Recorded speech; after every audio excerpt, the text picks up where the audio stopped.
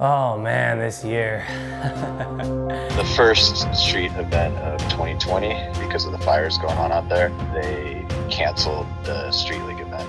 The LA Times is reporting Kobe Bryant has been killed in a helicopter crash. The Peru Bowl sunk into the ground.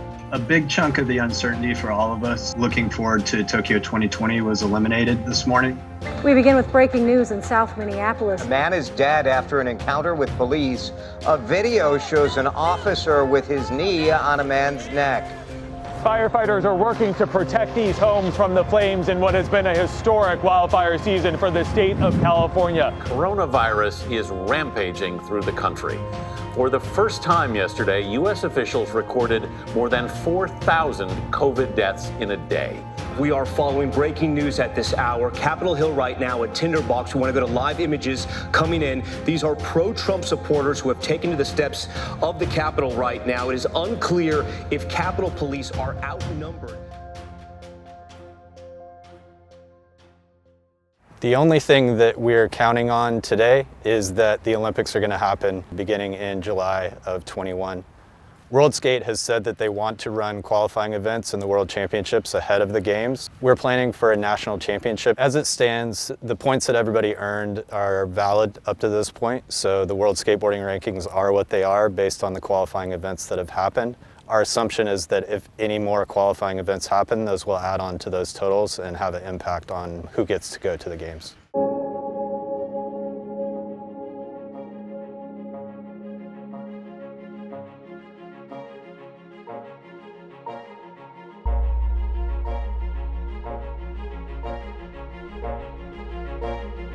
One of the most fun things we get to do today is talk about the 2021 national team. So on the men's team, we did have a few changes. It's a bit ironic, at the start of this, when we saw the lineup of contests, it was a bit overwhelming to the point where we were actually kind of hoping, and I think some of the skaters were hoping that maybe one or two got canceled. I kind of like the idea that they're canceling some of these contests because there was a lot of competitions back to back. I think at one point it was going to be like 5 weeks in a row for contests. That's kind of a lot. I'm just kind of hoping that they cancel all the events and just go with what's going on right now, Careful what you wish for. Little did we know. Yeah, we were all trying to go to Australia, and they decided that it wasn't going to be safe for us to skate outdoors. The Peru Bowl sunk into the ground. Unless they can figure out how to contain this virus within the next, 2 months, I think they're gonna call those off too. On one hand, it sucks, but on the other hand, we're dealing with something that's much bigger than skateboarding. If you can pull off staying at home for 3 weeks, we can make a big difference for the world. I hope you guys are looking forward to Tokyo 2021. We're having so much fun. In quarantine, we're absolutely having fun in innovative ways.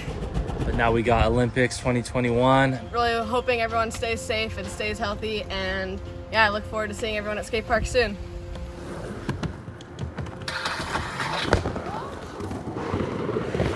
We all kind of just watched it unfold piece by piece. Every time we'd all have hope and we'd see the potential in something, it would just fall from our hands. And they just kept saying oh yeah, it's postponed. And then when everything started shutting down, they're like, okay, never mind. Everything is just done for now.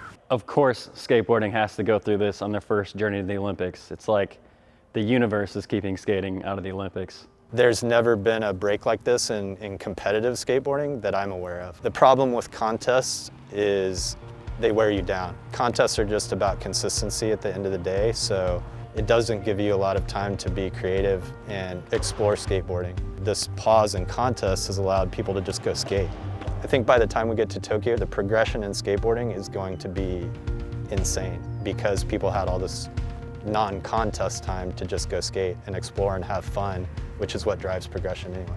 As soon as 2020 started, that was the start of my mindset being all right, I'm gonna still go out and street skate, but I am gonna be a lot more cautious and careful about what I'm doing so I don't get hurt. Soon after that, it was just dusted, everything gone. So then my mentality just completely changed, just all right, I'm gonna try to make the most out of this year and just be productive street skating wise and go out there and try to gotta do some gnarly shit. And then 2021 is just gonna be like, damn, there's probably gonna be some new blood out there. It's gonna be ready to show what they got. It's gonna be interesting not seeing anyone skate contest for a full year.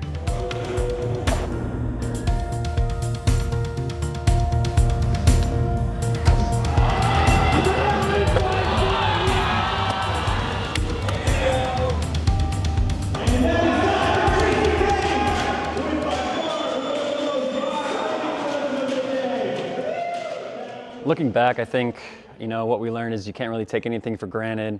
And yeah, all we can do is look forward to 2021 now. All right, we're up to 45. We'll give everybody one more minute and we'll get started. I will let Mimi go ahead with the women's teams.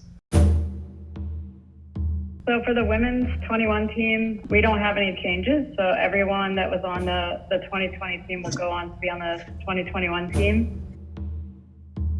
So on the men's team, we did have a few changes. We bring back Alex Argente, Himano Reynolds, Tristan Rennie, Corey Janot, and we actually shuffled Jaggery in to the other side. His ranking was pretty high, and he was nice enough to shuffle because it doesn't really matter. He's skating both anyway. So he made some room for us on the street side graciously, so we appreciate him. USA is about to put on no matter what. Got this down. We're here. I could not imagine, like, if I go back to the day I started skating when I was like 6 or 7 years old, I never would have thought that I'd be anywhere near where I am today, I don't think anybody could have guessed the level that it's at right now, where it's going to the Olympics, all that. Think forward 10 years from now, like, where's it gonna be? And then where's it gonna be 10 years from there, It's pretty crazy. I'm stoked to be like where I'm at right now, and I'm really looking forward to like what's next. Honestly, I have no idea what's going on. It's the first time skateboarding is gonna be like in the Olympics. It's gonna be crazy. It's gonna be hectic. It's gonna be busy. And I mean, I'm just trying to go with the flow and just see what happens, Yeah, I mean, I would say I'm always kind of in that Olympic mindset, but going back into skating both events every day and getting back in that mindset of competing, it's a lot to jump back into that because it changes everything. It changes the way you sleep, changes the way you eat, the way you skate.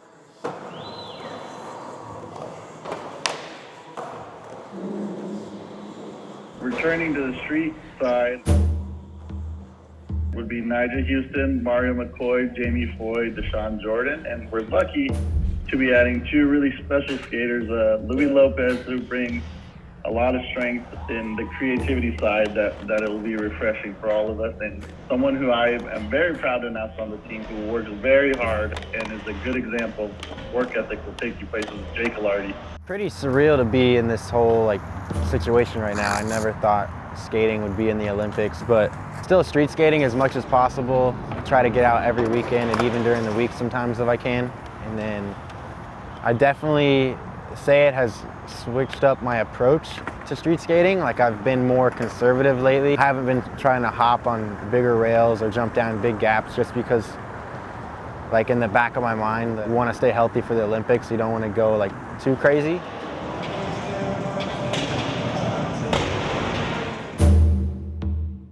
I think the biggest challenge in getting in some qualifying events before the games is going to be if and when they're able to host the World Championships.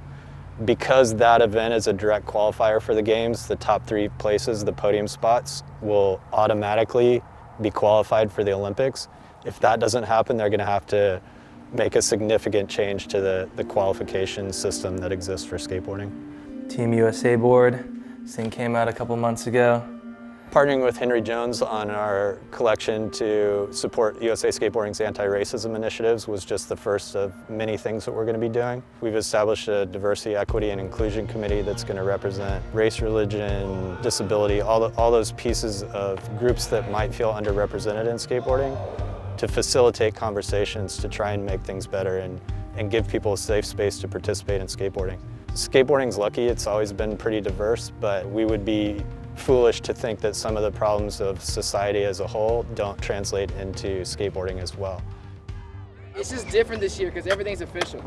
Like, I'm fucking past 21, like went pro, so like it feels like I'm supposed to be I would say my life has changed drastically. I was able to, you know, go out and street skate for a couple of months we had off of contests, and then just recently I was turned pro. And so like a lot of stuff has happened which have like made me feel even better about going back into contest season, you know, and only being on that type of, you know, zone is with skating contests and having a whole different routine as far as like training, like mentally and physically. I'm still just trying to do what I've been doing before this came up, and that's just like try hard in everything I'm doing, skate hard with everything I'm doing, and just like do my best. For 2021, just kind of have to take it day by day, you know, see how things change and progress. But my focus is still like, okay, we're gonna do, contests are gonna happen, so I'm treating it like Olympics are still on. It's the damn Olympics. It's crazy. And it's not only that, but it is the first time for skateboarding, so it's a bigger deal for us to finally be in there and be able to showcase what we got. I'm gonna try to use that bigger stage of skating being in the Olympics to just like hype me up and go out there and do what I can do. It's hard to imagine what it would feel like to make it to Tokyo. I want to say relief because I've been working so hard to try to make that happen, but I know that it will probably be the opposite of relief too, so I'm sure it would be incredibly stressful, but also rewarding, and hopefully whatever happens looking back will just be really memorable. Winning the Olympics, just those words alone have some meaning. It's not necessarily about winning the Olympics. That's not what it's about. It's about going there and battling head to head with the best athletes in the world, and that to me is what means the most, is beating these athletes on their best day. I'm cheering for all of us. Those are like my best friends, Alana, Alexis, Mariah. I'm cheering us all. Team USA, let's just podium, top 3. I think if I had to guess what it would feel like or what I would do, just do everything I could to win. That's the perfect opportunity to be like, all right, I'm competing, I'm here to beat everybody else. As not like my character as that is, or how shallow or mean that seems, it's like, you don't go to the Olympics to get 10th, you go to win. You go to bring a medal home, you know? I'm more excited to meet the future Mariah Duran after Tokyo and everything, because I feel like I'm gonna learn a lot and I'm gonna be like a way bigger person than I think I am right now. You know what I mean? I wholeheartedly believe that skateboarding makes the world a better place. With USA Skateboarding and the people we have involved, and skateboarding in general, this is the best chance we've ever had to share that with the world.